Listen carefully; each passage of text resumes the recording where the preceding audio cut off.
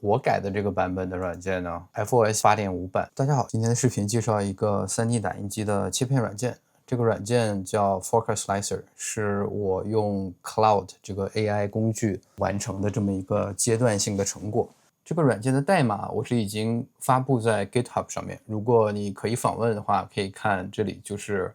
软件所在的位置。如果你不能访问 GitHub 的话，那我在我自己家里的服务器上建了一个镜像，你可以联系我，我给你开一个账号，这样你可以访问和 GitHub 上面完全一样的内容。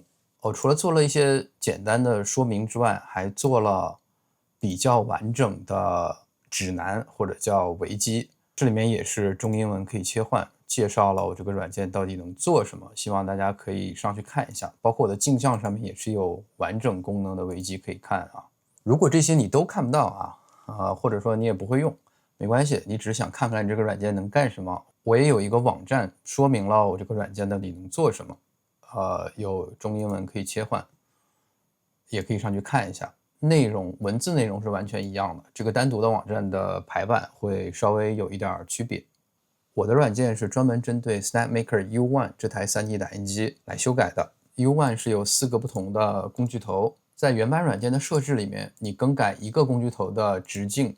会导致其他3个一起更改。而我改的版本里面呢，4个工具头可以选择独立的挤出口直径，而且可以针对每一个口选择不同的工艺预设，还有针对1到4口的线宽、第一层线宽以及擦拭塔的线宽的设置。目前还没有提供针对不同挤出口的层高的设置，也就是说层高还是统一的设置。同时还提供了主挤出口的打印速度设置。当然这个功能可能有一点重复，因为在下面这里已经可以针对具体的某一项打印的东西来设置速度，所以这一块可能还需要一些测试再来决定到底要不要保留。界面上就是这样，在我的软件里面，我把外墙和内壁做了分割，而这不仅仅是一个材质上的区分。给大家看一个例子，这是一套魔术唯一的齿轮组合，当然有一些不同的大小，内齿外齿还是螺旋的。在 SnapMaker 原本的软件里面，如果你想把这个齿轮的外面有齿的这一边用尼龙来打，里面填充和实体填充用尼龙夹锨来打，那么你可以做的选择就是把这个墙壁选成一种材质，然后填充和实体填充选择另一种材质。那切片的结果会是这样，如果你看这个齿轮的剖面的话，会是这样的情况。最外面这几条线根据你选的墙壁的线数来决定。它的 0.2 毫米口径的设置下，外面会打7条线，里面用尼龙夹锨的材料，碳纤维也好，玻璃纤维也好，会用这样的材料来打内填充。但是这个齿轮的齿其实并没有得到加纤维的尼龙材料。其实大家如果看这个线条种类的话，看得出来啊，其实原版的软件已经区分了外墙，这里软件是知道这一条线是在整个模型的最外面内壁软件也知道这个是在外墙里面的，所以在我的软件里面，我对它们进行了分割。同样的这一套齿轮，在我修改的软件里面打开，一样用所有直径都是 0.2 的组合来打印。但是因为我们多了一个内壁的选择，那我现在可以让内壁以及填充和实体填充都用同一个材料。我们假设这个2号材料就是尼龙夹锨切片的结果会是这样。我们还是来看这一个齿轮，现在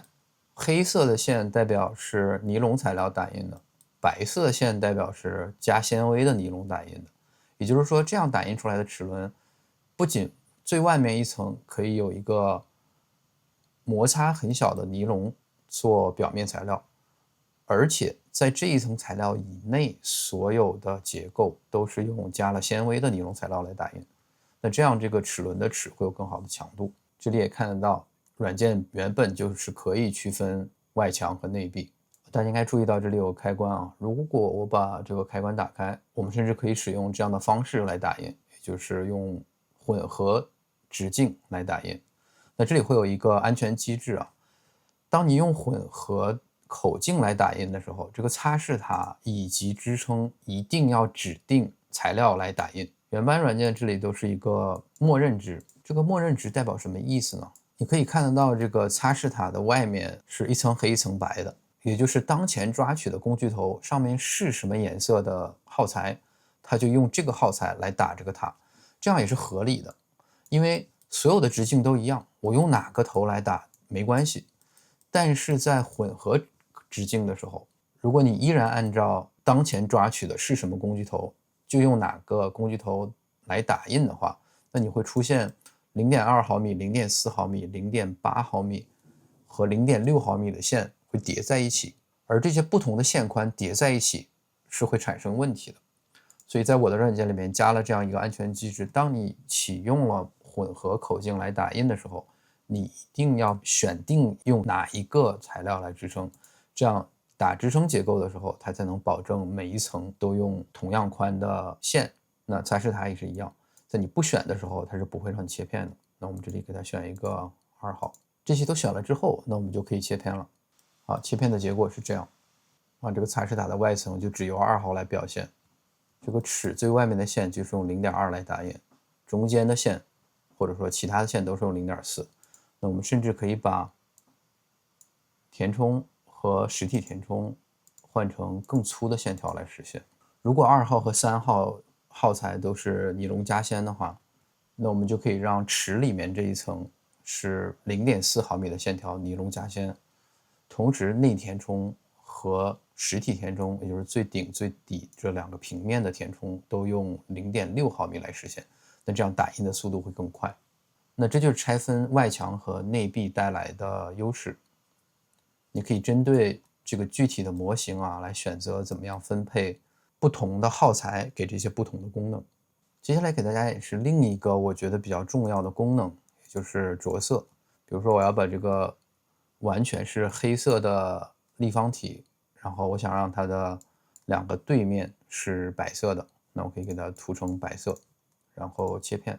两个相对的面现在就是白色的，但是你看里面会发现，其实这个白色呢，就是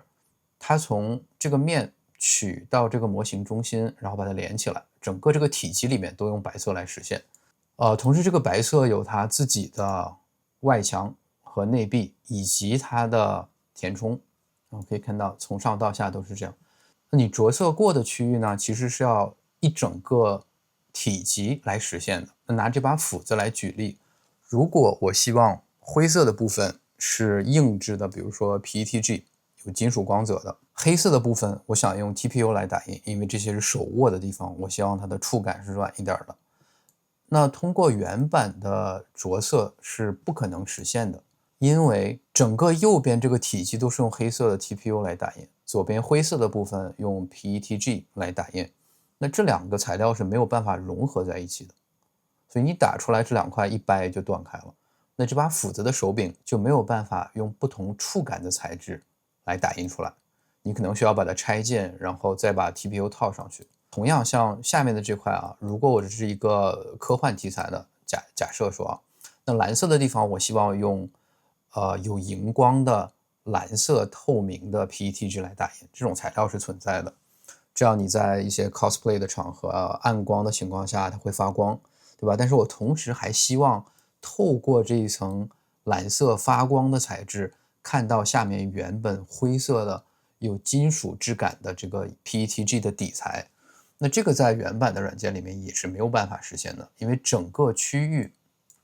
这个区域全是由蓝色的这一个材料来表现的，所以你从侧面看的话，另外一面也是蓝色的，中间没有其他的颜色，只有空气。那我的着色逻辑可以做什么呢？我可以让黑色的这部分，因为我已经选择了灰色是底材，是基础的颜色，所有的功能都是由灰色这个材料 PETG 来实现。而黑色这个 TPU 呢，我可以用表面着色的方式给它上比如2层2圈，蓝色着色的部分我可以用 Color Patch 这个方式也给它上比如说2层或者1层，这样好。那这样切片的结果是什么？红色的我们保留 Original 原始的模式那这样切片的结果是，我们先看这一段把手的地方，只有表面是用黑色 TPU 上色来打印的，而中间的这个芯儿还是灰色的 PET 纸来打印的。也就是说，你在打印的过程中，这两个材料不需要融合在一起，只需要在里面这个硬质材料的外面再打一圈软的线，就可以实现一个软的触感的材料在上面。辅的刃这边啊，这个蓝色的我不是只收了一层吗？那它就只打一条线，而因为它们都是 PETG， 所以它们可以融合在一起。那这一条线依然可以贴在这个有金属光泽的灰色的底材上，那你又可以得到在暗光环境下，蓝色的部分可以有荧光，但是它又可以透过蓝色的材料看到后面金属色的底材。那红色的这部分我们也可以有一些选择了，比如说我们可以给红色就保留这样，但是也用透明的 PET 纸来打印，那就有一个类似宝石镶嵌的效果。但是这个只是我们能做到的一些，比如说混合不同的材质啊，那这样可以实现一把材质上有所区分的一次打印出来的这么一个道具，而这个是原版软件没有办法实现的。除了功能和材质上的搭配，还有一些是美观上、视觉上可以让这个模型表现出来更准确。这个范例呢，就是我们有这样的一个人物，如果你想让他腿上穿的这一层黑色的可以露后边皮肤的颜色的话，那这个在目前的软件上是实现不了的，因为它着色的逻辑会导致你打印出来的这条腿在这里就是完全黑色的，而不会露后面任何的颜色。那你只能通过换一个，比如说接近黑色的布料被撑开之后露出皮肤的这个混合出来的颜色，去找一个颜色上比较接近的耗材，然后用那个耗材来打这一段，你也许可以实现类似的效果。但是如果我们可以对表面进行着色，设置上呢，我用肤色的颜色作为底材打所有的特征，然后对不同的地方进行了着色。那我们主要看一下黑色这个部分，黑色部分我是用了 color patch 的方式上了一条线，那这样切片的结果是只有最外面这条线是黑色的，而中间还是用肉色的材料去做里面的颜色。那这样的好处是，如果你可以找到一个半透明的黑色的耗材的话，你可以通过去调节外面黑色的线数、黑色这个壳的厚度，来叠出来这个透色的视觉效果。当然，我们也可以再用这个比较极端一点的例子来演示啊，比如说我可以把黑色这一层用0.2毫米的热端来打印，那可以给这个0.2放一个，比如说黑色半透明的材料，那这样切片的结果会怎么样呢？也就是肤色外面会有一圈或者说一条0.2毫米的半透明黑色的材料。当然这里你最好先测试一下，比如说用个圆柱来测试一下，看看一条0.2毫米的线到底是什么样的结果。如果这个结果不是你想要的，可以通过着色模块里面黑色线条的数量，比如说增加啊，或者是用更粗或者更换材料，这样来测试它是不是可以达到你想要的效果。我的维基里面其实也讲到了这一部分，仅外壳着色的这一块。那我自己也做了一些试验，我这里写了 MB 是 Misty Black， 一个半透明的黑色材料，但其实就是灰色的，因为它透光了。所以这是一条0.2的线，两条0.2的线，3条和4条表现出来的效果。我的文档里面其实也做了比较完整的介绍。希望有条件的朋友可以去安装一下这个切片软件，然后自己也体验一下，看看这样的切片方式是不是对你打印出来的东西啊有一些帮助。下载的方式和链接我都已经写在了视频描述里面，大家可以去体验一下。谢谢观看。